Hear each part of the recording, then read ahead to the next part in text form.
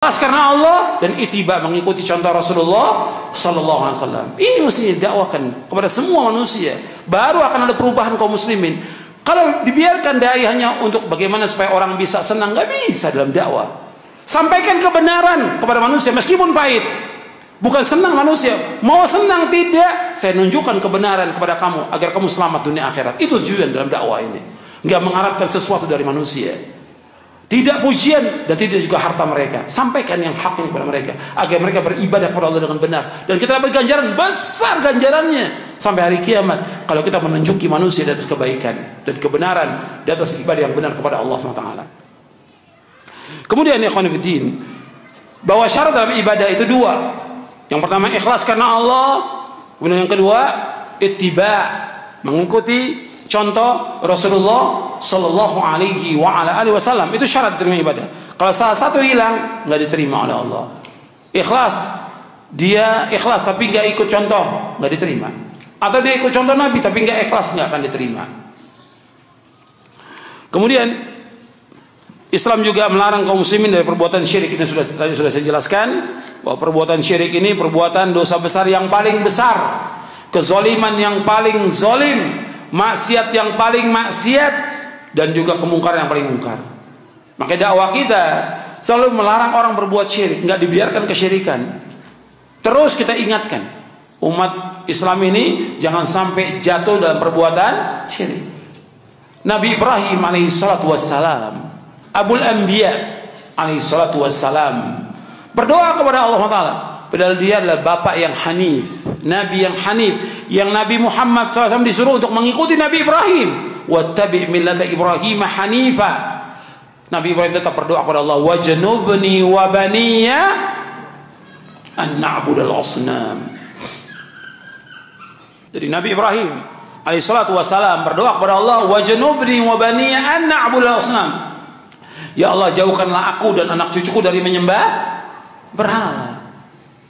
Minta kepada Allah agar dijauhkan dari perbuatan syirik. Luqman, sebagaimana Allah kisahkan dalam Al-Quran, berkata kepada anaknya, Abunayya la tusyrik billah inna syirka la dzulmun adzim. Wahai anakku, jangan kau berbuat syirik. Syirik itu kezaliman yang amat besar. Larang istri kita, anak kita berbuat syirik.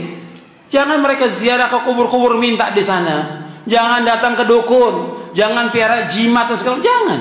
Jangan sampai mereka jangan berbuat syirik. Syirik dosa besar yang paling besar, kezaliman yang paling zalim, kemungkaran yang paling mungkar, maksiat yang paling maksiat. Maka para nabi, para rasul alaihi wassalatu wassalam pertama kali dakwanya mengajak umat kepada tauhid dan melarang mereka dari perbuatan syirik. Kemudian bahaya kesyirikan, orang berbuat syirik bahayanya besar. Untuk melihat di halaman 287 halaman 287 antum lihat bahwa syirik dosa besar yang paling besar. Syirik menghapuskan amal kebaikan. Syirik sebagai sebab pelakunya kekal dalam neraka. Syirik adalah sebab tersia-sianya darah pelakunya. Artinya darahnya bisa halal, dibunuh oleh ulil amri dengan kesyirikan dia. Syirik sebagai sebab dijauhkan dari mendapat petunjuk dunia dan rasa aman di akhirat. Orang berbuat syirik nggak dapat hidayah. Sedangkan orang-orang yang iman dan tidak mencampuri iman mereka dan kesyirikan dapat rasa aman, dapat hidayah. Dalilnya apa? Allah berfirman dalam surah Al-An'am, surah yang ke-6 ayat 82. Ingat, dalil antum catat tuh, tulis dalil. Alladzina amanu wa lam yalbisu imanahum bidzulmin ulaika lahumul amnu wa hum muhtadun. Orang-orang yang beriman dan tidak mencampuri iman mereka dengan kesyirikan, mereka mendapat rasa aman. Dan mereka mendapatkan petunjuk dari Allah. Jadi orang yang bertauhid kepada Allah mendapatkan rasa aman, mendapatkan petunjuk. Tapi orang yang berbuat syirik nggak akan ada rasa aman hidupnya. Selalu was-was, selalu tidak tenang, selalu tidak mendapatkan ketenangan dan kebahagiaan. Karena apa? Syirik. Dan nggak dapat petunjuk. Bahaya dari kesyirikan itu. Syirik merupakan perbuatan yang ditakuti oleh para nabi. Syirik perkara yang wajib diwasiatkan. Syirik adalah perkara yang diwasiatkan orang pada anaknya agar menjauhinya. Jadi seorang ayah wajib mewasiatkan anaknya jangan berbuat syirik. Syirik sebab diharamkannya masuk surga. Orang yang berbuat syirik dia akan sesat. Orang musyrik adalah najis.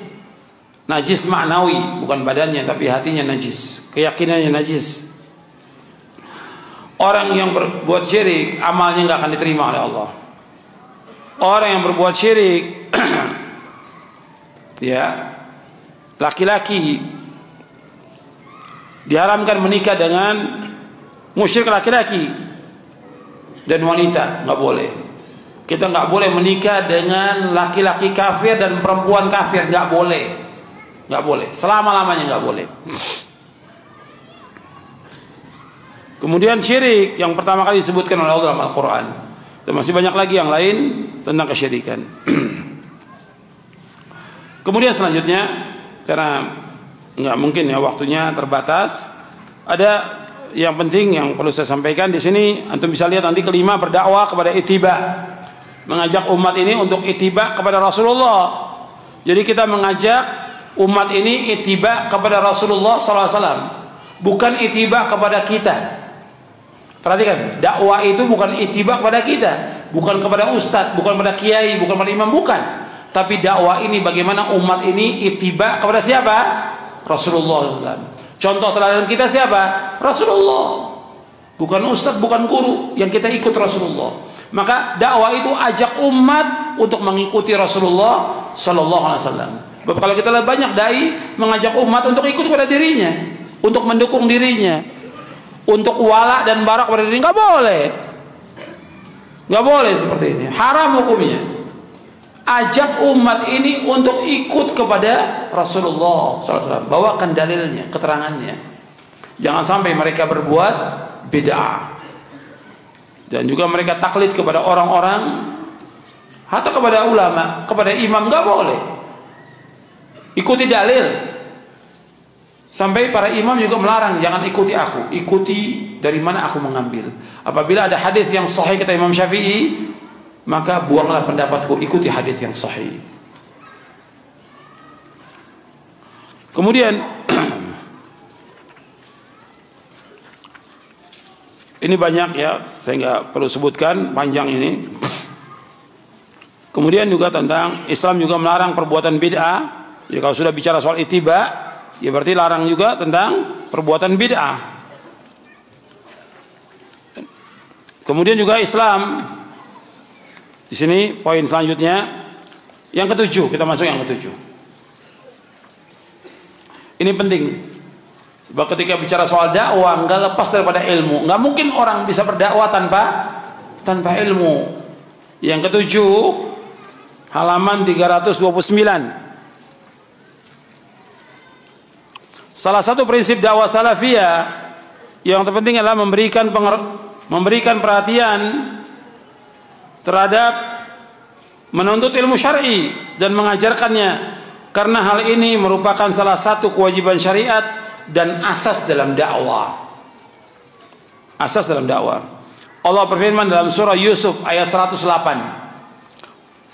Untuk melihat ayatnya, surah Yusuf ayat 108, Allah berfirman, "Qul hadhihi sabili ad'u ila Allahi ala basiratin ana wa man ittaba'ani wa subhanallahi wa ma ana minal musyrikin."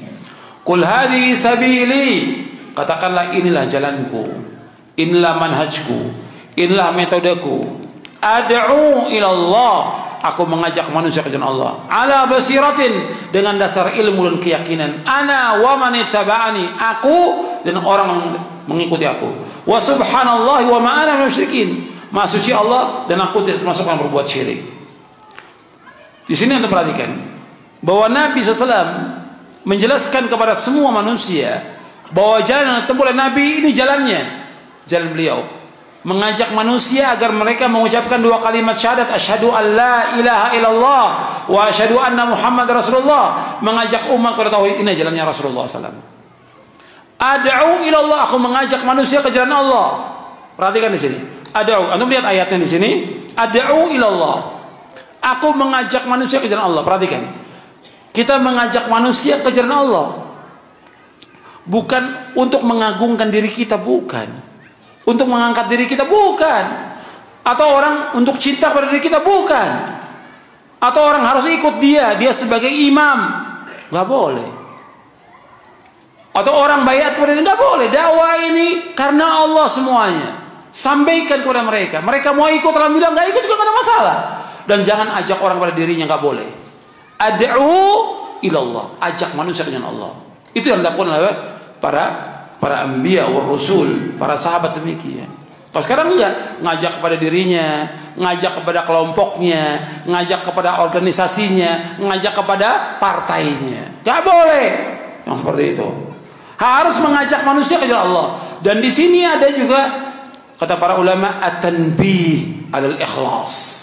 At-tanbih 'alal ikhlas, peringatan untuk ikhlas dalam berdakwah. Harus karena Allah, bukan karena manusia. Bukan karena harta. Bukan karena yang lain. Ajak manusia semata-mata karena Allah Subhanahu wa taala. Ala basirah. Nah, di sini dengan dasar ilmu, dakwah itu harus dengan ilmu. Bagaimana orang menyampaikan dakwah kalau dia nggak punya ilmu? Kata pepatah, faqidu syai' la yu'ti. Kata pepatah, orang yang nggak punya sesuatu nggak akan bisa memberikan sesuatu. Kita nggak punya uang, kita nggak bisa memberikan apa-apa pada orang nggak punya uang sekali.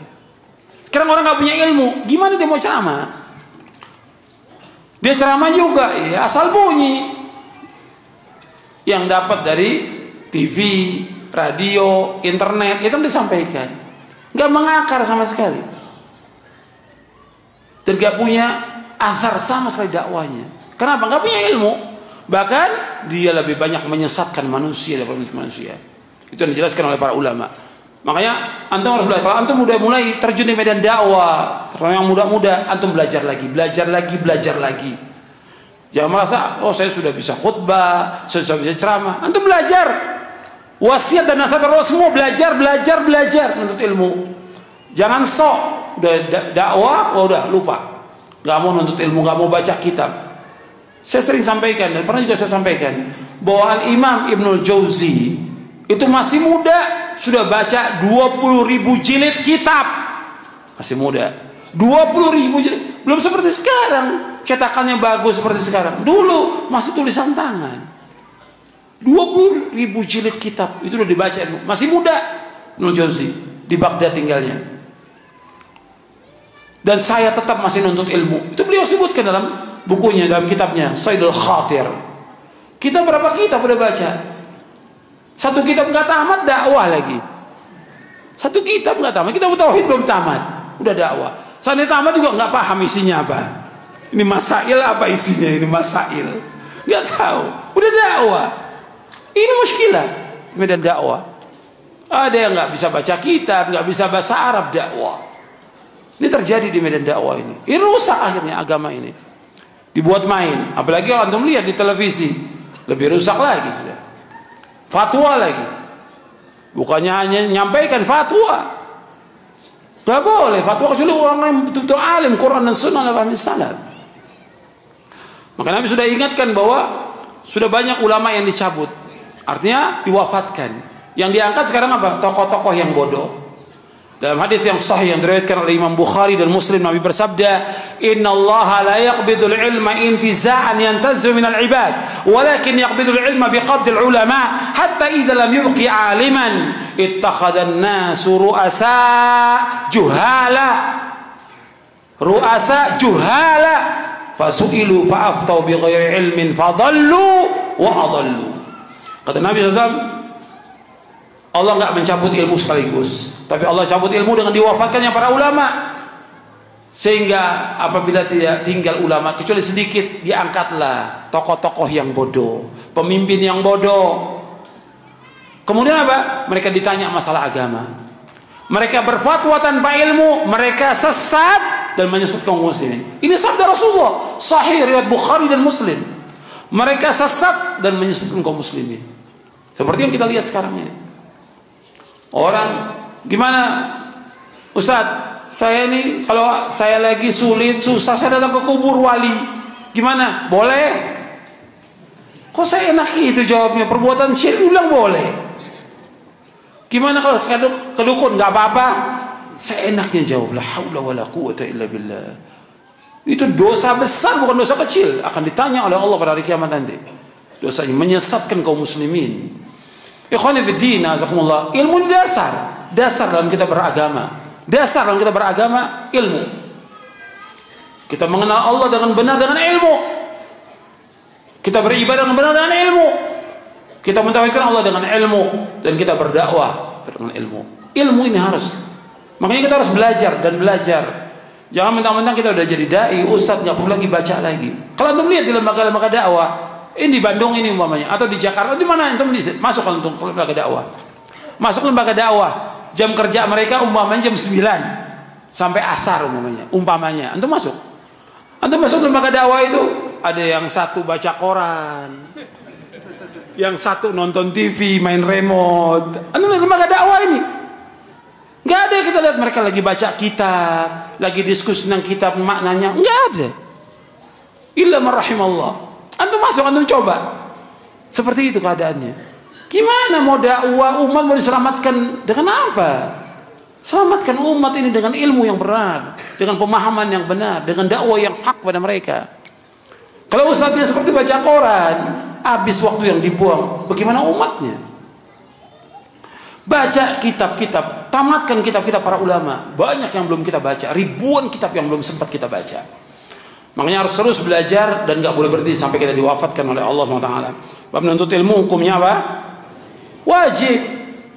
Talabul ilmi faridatun ala kulli muslim. Menuntut ilmu wajib atas setiap muslim. Kalau kita bisa kerja, bisa dagang, bisa usaha, kenapa menuntut ilmu gak bisa? Kenapa kita gak luangkan waktu untuk menuntut? Kenapa gak luangkan waktu untuk menuntut ilmu? Jangan juga sibuk, saya sibuk dengan sekolah, sibuk dengan madrasah, sibuk dengan pondok. Tetap harus belajar. Ada waktu yang kita baca, minimal seorang dai 4 jam membaca kitab. Minimal 4 jam.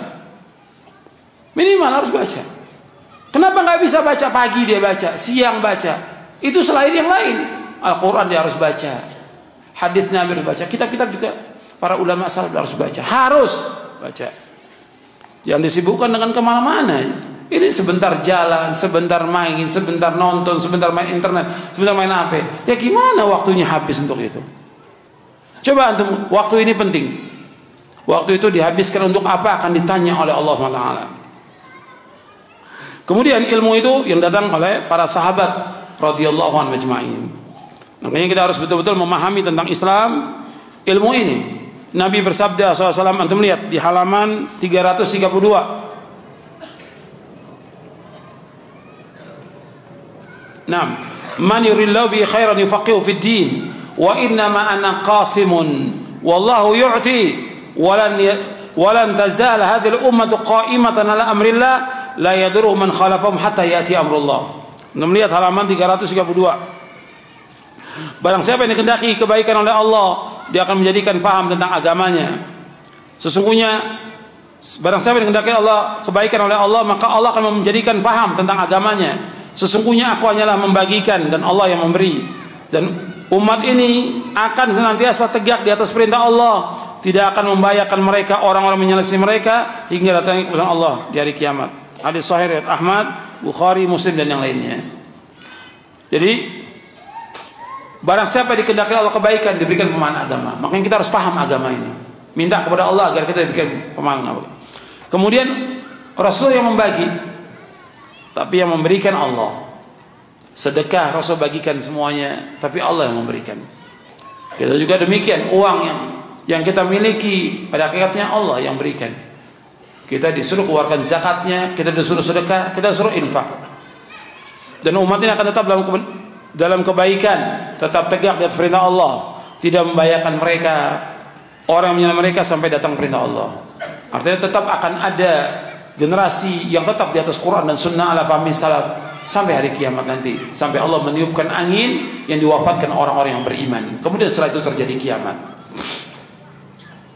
Kemudian saya sebutkan di sini, antum lihat di halaman 333, yang harus diperhatikan oleh para penuntut ilmu apabila dakwah mengajak manusia kenal Allah merupakan kedudukan yang mulia dan utama bagi seorang hamba, maka hal itu tidak akan terlaksana kecuali dengan ilmu. Dengan ilmu seorang dapat berdakwah dan kepada ilmu ia berdakwah. Bahkan demi sempurnanya dakwah, ilmu itu harus dicapai sampai batas usaha yang maksimal. Ini disebutkan oleh Ibnu Qayyim rahimahullah dalam kitabnya Miftah Daris Sa'adah.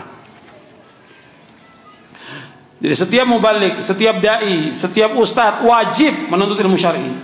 Apabila mereka tidak belajar Al-Quran Sunnah menurut pemahaman salaf, bagaimana mereka bisa menyampaikan kebenaran kepada umat?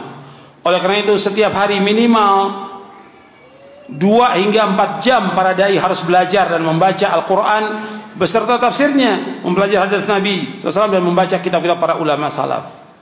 4 jam. Kemudian nanti antum baca juga tentang tasfiyah dan tarbiyah, antum baca juga tentang masalah tazkiyatun nufus. Nanti antum baca tentang akhlak yang mulia, tazkiyatun nufus.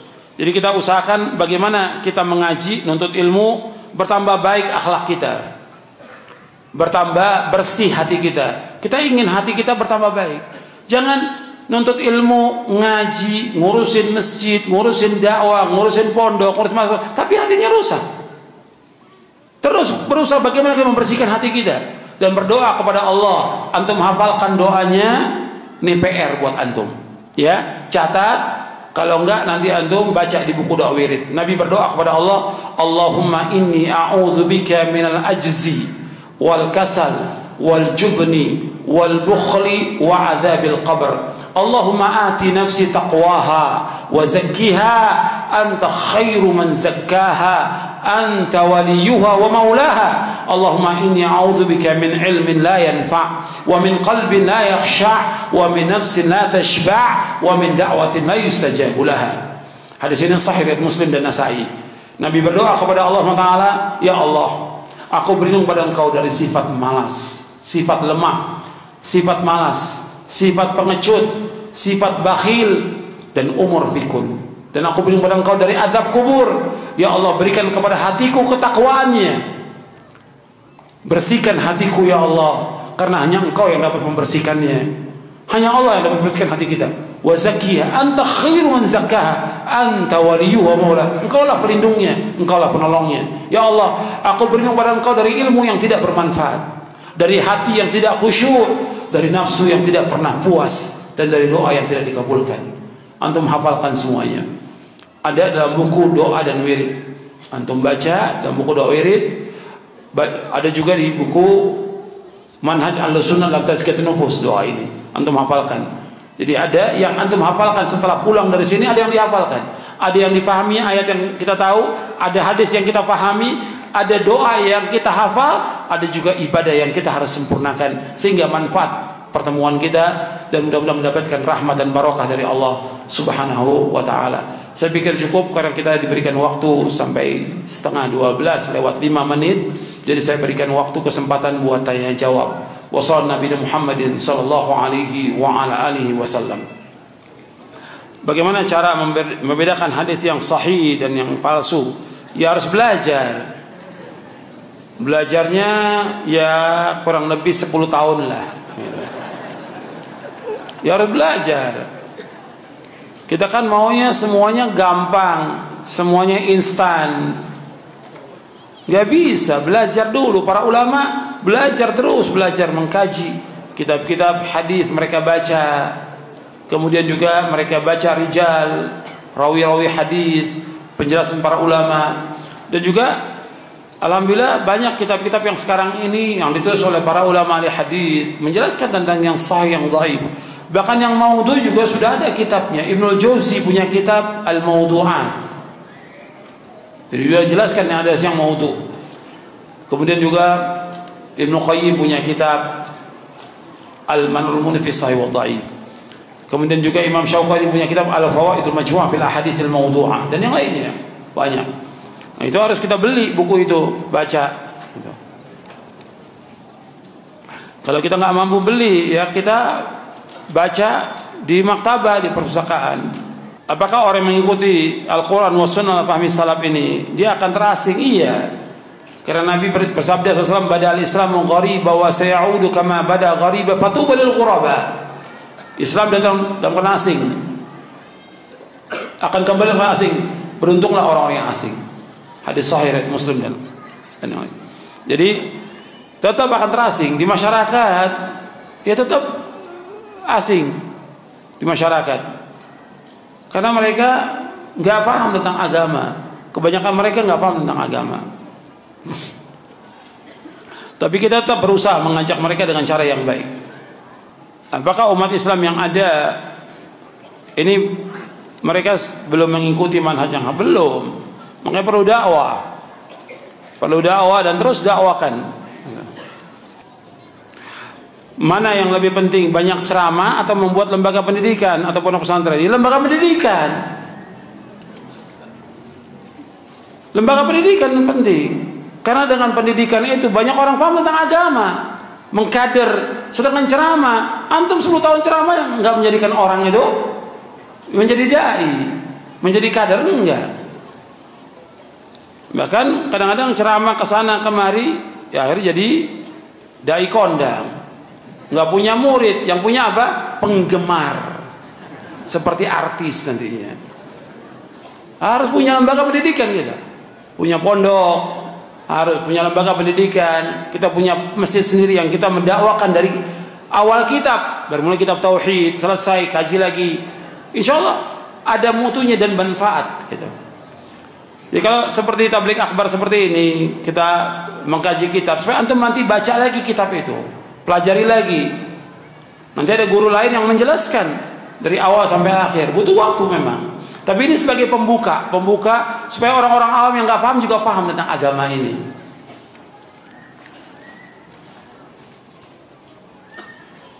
Artinya bukan berarti ceramah itu nggak boleh ceramah, nggak ada masalah. Dakwah tetap jalan. Tapi yang paling banyak apa? Kita mengkader, membina umat di pondok. Itu lebih baik. Sekali kita ceramah keluar nggak ada masalah. Bagaimana dengan ayat wa idza sa'alaka ibadi anni fa inni qarib. Apabila hamba-hambaku bertanya kepadaku, katakan aku dekat. Allah dekat. Allah meskipun berada di atas langit, Allah dekat dengan hambanya. Allah mengetahui tentang mereka. Allah mengetahui perbuatan mereka. Allah memahami tentang semua. Bahkan yang di hati mereka pun Allah tahu. Allah dekat dengan hambanya. Allah meskipun berada di atas langit, Allah dekat dengan hambanya. Saya jelaskan juga tentang makna ini dalam buku Syarah Aqidah Ahlussunnah wal Jamaah. Saya jelaskan itu. Bagaimana penjelasan para ulama tentang ayat itu. Jadi Allah dekat jangan dipahami dekatnya Allah itu seperti dekatnya makhluk, tidak. Allah ini Khalik. Sekarang kita bicara soal gunung aja. Gunung dekat. Padahal kita tempuh berapa kilo. Tapi kita katakan dekat. Bulan dekat. Kita ada di sini di Surabaya kalau bulan purnama dekat dengan kita. Tapi kalau dekat itu bersatu dengan kita? Tidak. Apakah dekat itu bergabung dengan kita? Tidak. Tetap di atas. Itu bulan, makhluk. Matahari juga demikian. Itu makhluk. Sekarang Allah, Khalik.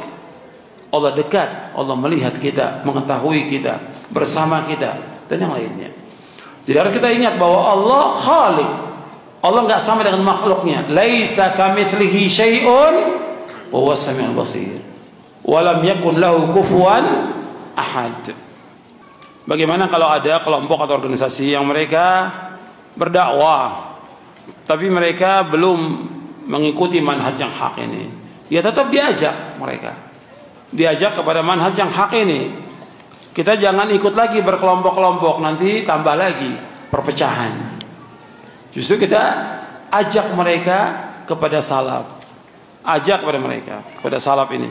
Jangan kita ikut gabung dengan organisasi itu, akhirnya bikin kelompok lagi. Sudah kita di luar dakwah mengajak mereka kepada manhaj yang hak ini, agar mereka kembali kepada Al-Quran Sunnah ala fahmi salaf. Nanti kalau udah bikin gitu, kalau orang maunya bikin itu, nggak puas nanti yang lain bikin lagi, akan terus pecah. Jangan, kita nggak boleh berkelompok. Allah berfirman, wa'tasimu bihablillahi jami'an wala tafarraqu. Jangan kalian hendaklah kalian berpegang teguh dengan tali Allah, jangan berpecah belah. Jadi ini tadinya alat, sekarang dijadikan sebagai apa sih, untuk wala wal bara. Asalnya alat organisasi itu, asalnya alat buat berdakwah, alat sebagai wasilah untuk mengajak. Tapi kemudian belakangan udah al wala wal bara. Bagaimana banyaknya kelompok cabangnya, kemudian orang harus ikut dia. Kalau nggak ikut dia bukan dari manhaj dia. Ini nggak boleh dalam Islam. Itu dibahas oleh Syekhul Islam Ibnu Taimiyah. Keras sekali pembahasan beliau tentang masalah ini. Bagaimana kita bertolak